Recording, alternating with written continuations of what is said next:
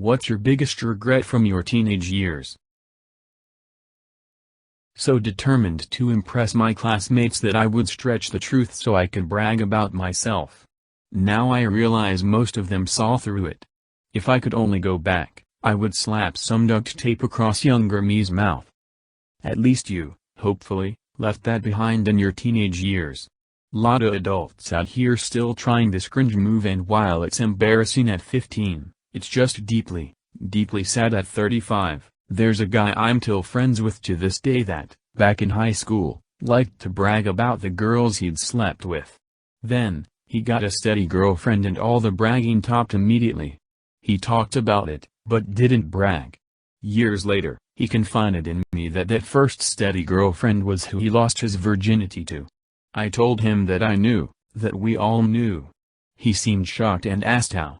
I said it was obvious to us because of how his attitude changed. No one ever called him out on it because we didn't want to embarrass him.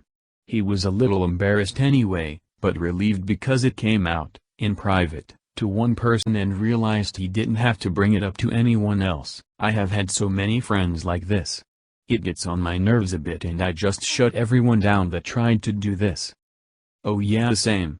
I used to do that in Fuing elementary school, but I quickly grew out of it. Then during high school there was one kid who always did shit like that. He would say, "Oh, I know binary, like that's some cool shit," and I said, "Oh really, why don't you read some?" So I pull it up and he's like, "Oh well, I forgot a lot of it." Foo, you okay? Listen, you wouldn't be so fooing annoying if you didn't lie to impress me. But I shut that shit down so quick and told him straight to his face, "We all know you're lying. They don't believe you even when you do tell the truth." A couple months after moving to Portland, a friend and I kinda used car dealer into letting us take a test drive. I was from Idaho and had already been driving for a couple of years, and used to drive hard and fast.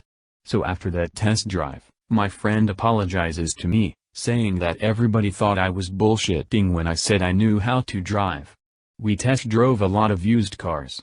Somebody learned that when a car dealer lets you test drive a car, they cannot report it stolen for 30 days. Our trips around the block would stretch for hours.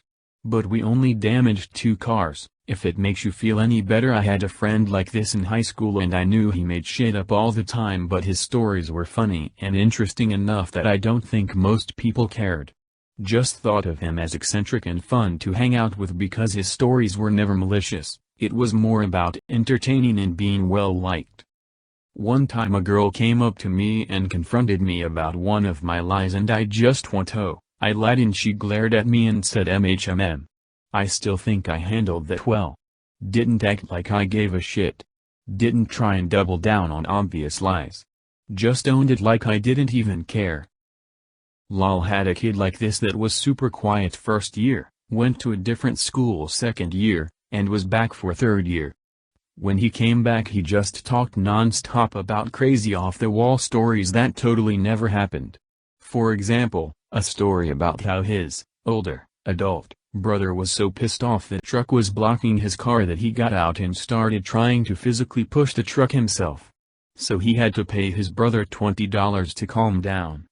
WTF? One of my best friends did this religiously, but he was not discreet and would lie about instances that happened when the person he was with was next to him. We called them Andrew stories cause every time he'd tell one you knew it was shit. Dude grew up though and stopped. Now he's a fooing Navy SEAL and he's top 5 people I have the most respect for in my life. I used to have a deal with my mom starting before age 10. I could cook anything I wanted, but I had to eat it. So I made a lot of cookies. I didn't learn much about cooking until I was 22 and moved to Maui and lived in a big house with a lot of surfers. Damn, did I see some outrageous grinds coming out of the large kitchen in that house.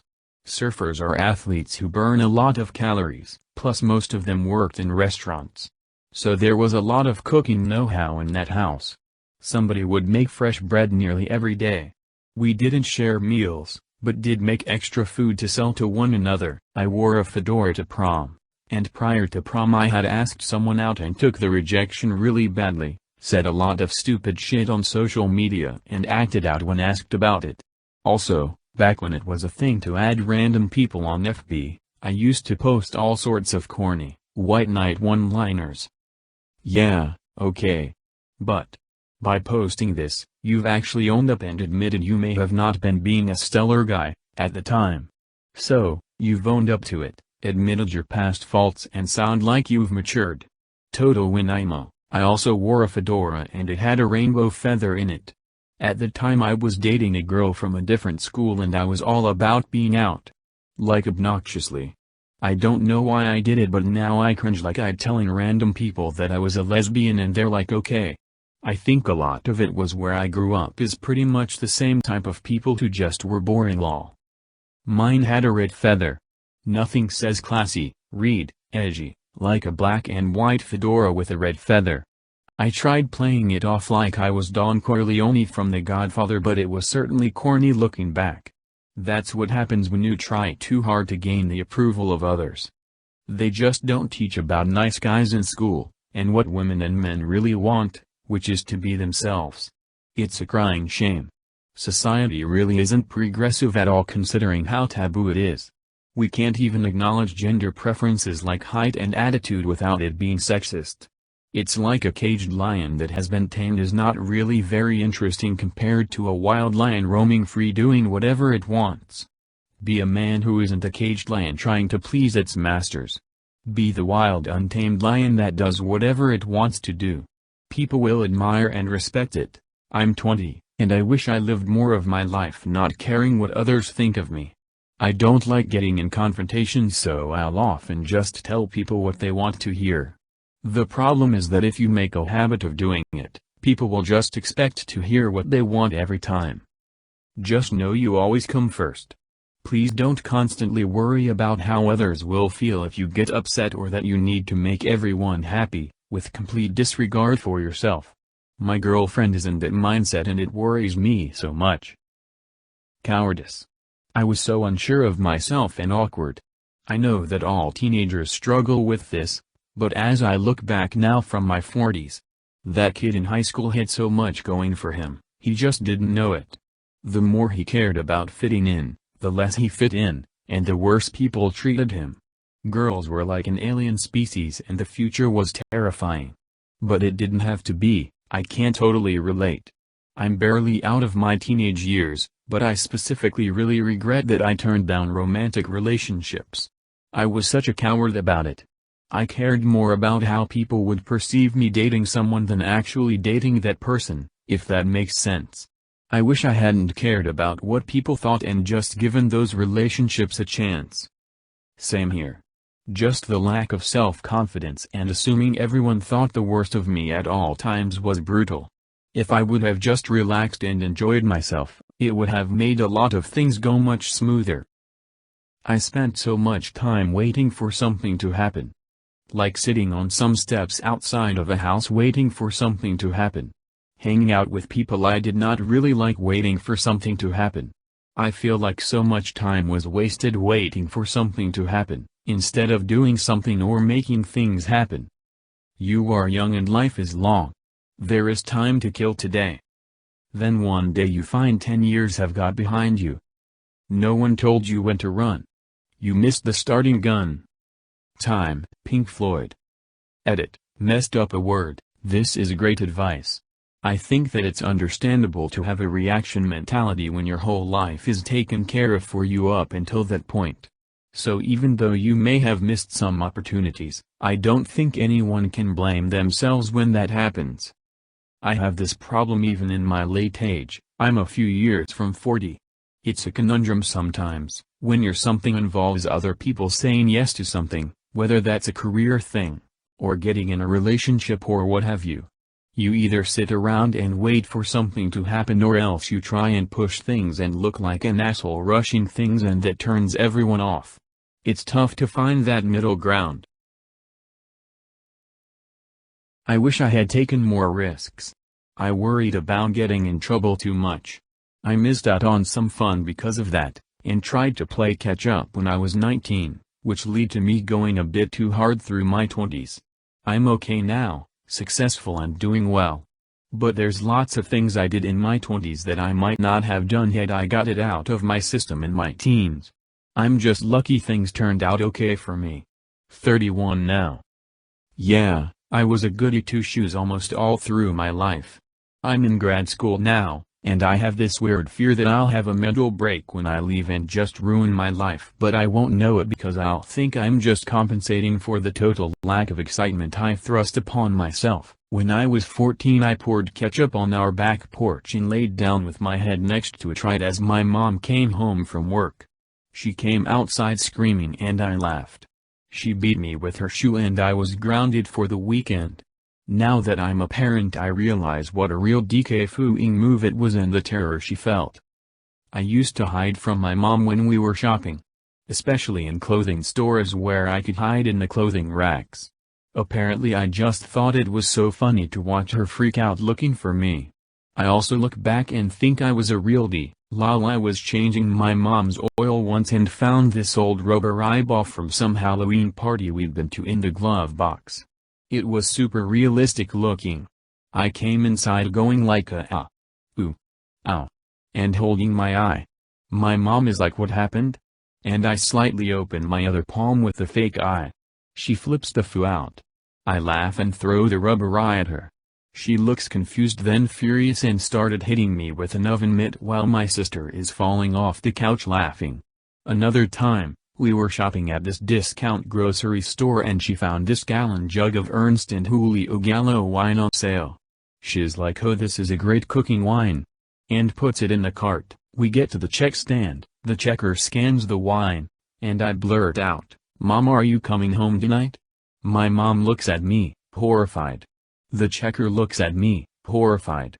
My sister, without skipping a beat, says, with a completely straight face, the neighbors are starting to ask some embarrassing questions sis and I didn't even plan this.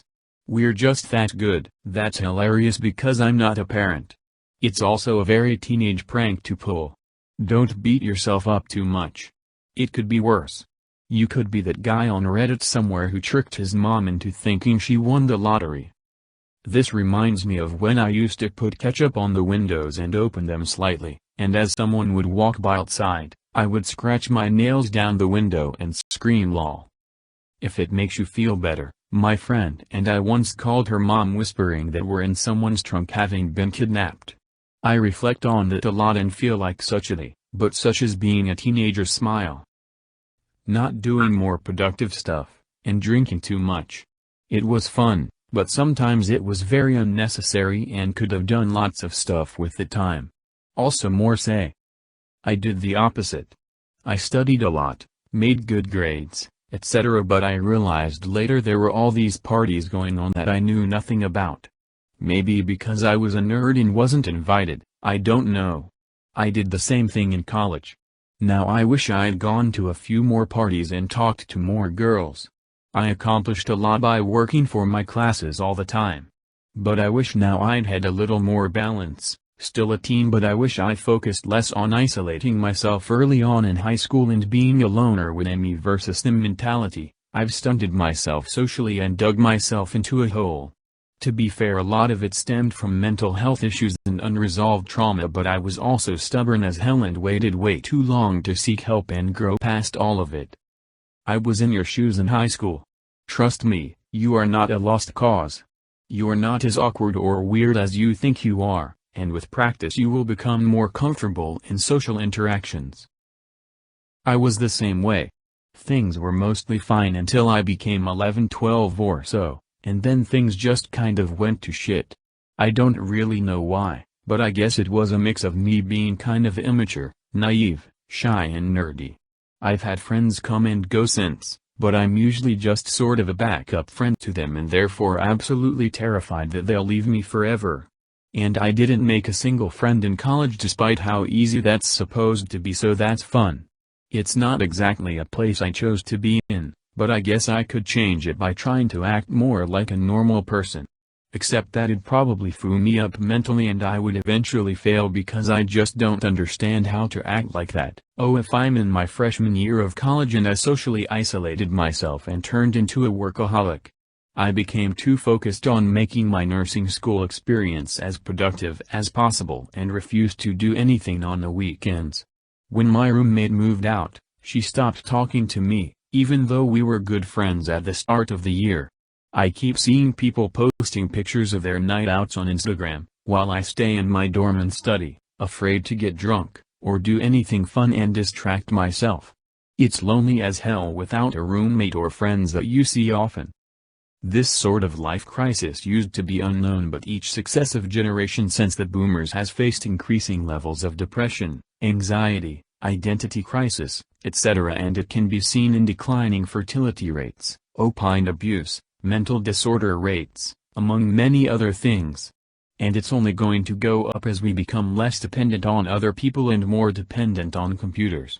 You're just fortunate enough to be in one of the earlier generations for this to happen to. What about a teenager in 2120? They'll only have known 100 years of social media culture. The idea of creating organic person-to-person relationships would be a thing of history books. I can relate to this so much. I'm a sophomore in college and it's definitely the thing I struggle with more than anything else in college. Thankfully I live with my boyfriend, so it's not as bad as it could be, but it really sucks to not have any friends in class, especially when now that I'm in my specific program, major for every class, and most people are already in their cliques. My advice is, if you're planning to go to college and want to be social at the beginning, because it gets exponentially harder the longer you wait. That's how I am now in 8th grade, except I just can't relate to anyone in my school. I'm afraid that if I get close to someone they'll want to come over my house. This wouldn't be a problem in itself, except that my mom doesn't make much money and there's not a lot of food in my fridge, as well as other reasons. I'm way too mature for my age and have social anxiety in some form on depression, though I'm still not sure.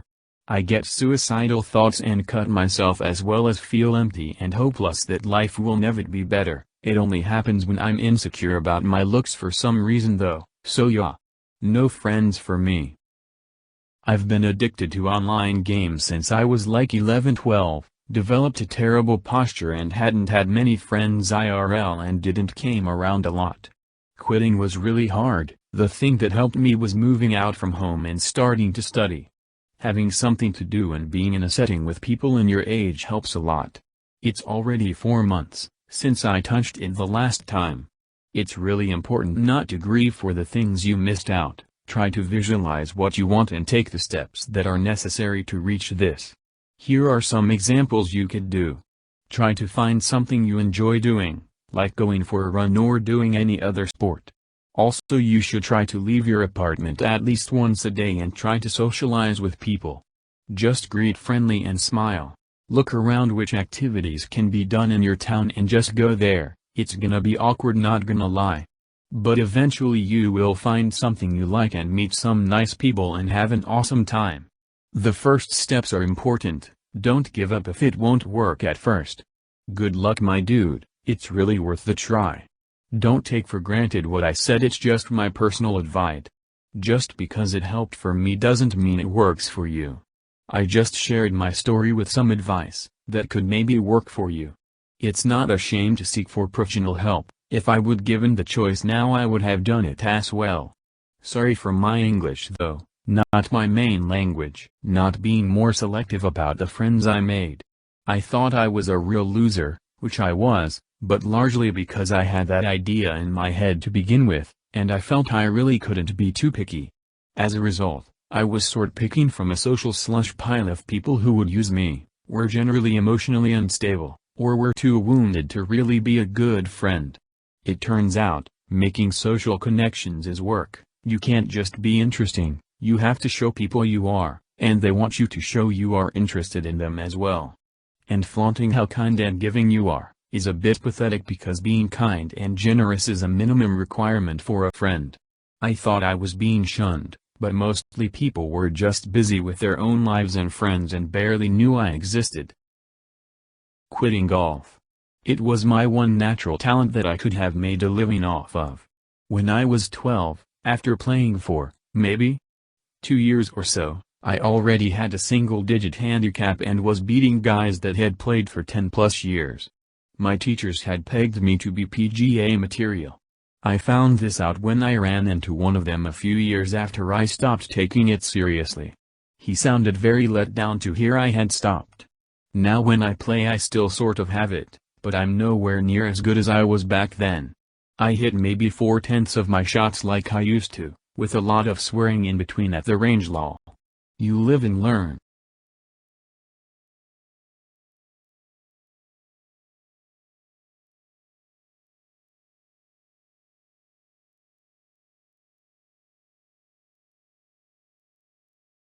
Check out our other videos and subscribe and leave your suggestions and experiences in the comments below.